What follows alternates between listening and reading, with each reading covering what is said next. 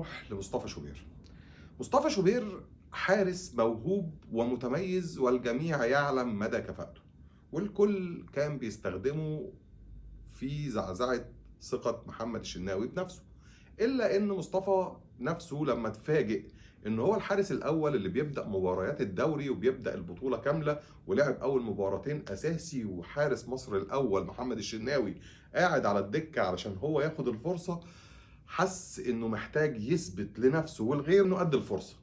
فبدأ يتعامل على إنه لسه بينزل الملعب لأول مرة، وعايز يعمل كل حاجة، وعايز يحمي الجول وخط المرمى. مصطفى شوبير بدقايق اللعبة هيكتسب خبرات وأخطائه هتقل، ولكن هنا بقى أنا حابب أكلم الجمهور. الجمهور اللي كان دايما بيشوف إن محمد الشناوي بيغلط كتير، هو طبيعي انه يغلط كتير لانه بيلعب عدد دقائق كبير.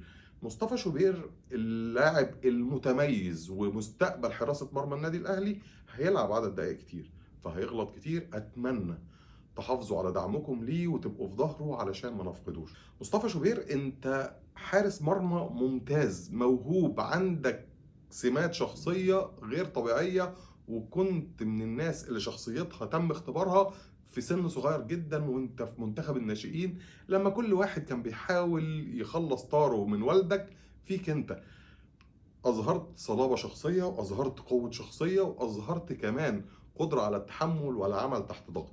اتمنى انك ما تقعش تحت ضغط الخطأ اللي اخطأته، خطأ ساذج محدش يقدر يقول عليه غير انه خطأ ساذج.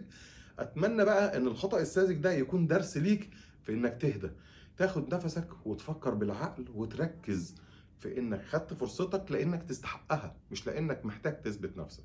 كمل، وان شاء الله باذن الله هتكون حارس مرمى مصر الاول العشر سنين اللي جايه، وده باعتراف الجميع. سيبك من الناس اللي بتحاول توقعك وتهز ثقتك في نفسك، هم فاهمين ان هم كده بيلعبوا مايند جيم وهم احرار. انا هنا بكلمك انت وانا عارف انك مستوعب، لانك راجل ويل اديوكيتد، متعلم كويس كده، وراجل فهمان زي ما بيقولوا. شوبير انت امل ومستقبل حراسه المرمى في النادي الاهلي ومنتخب مصر العشر سنين اللي جايين على الاقل. فانا بتمنى لك انك تهدى وتركز وتاخد بالك انك مش محتاج تثبت نفسك لحد.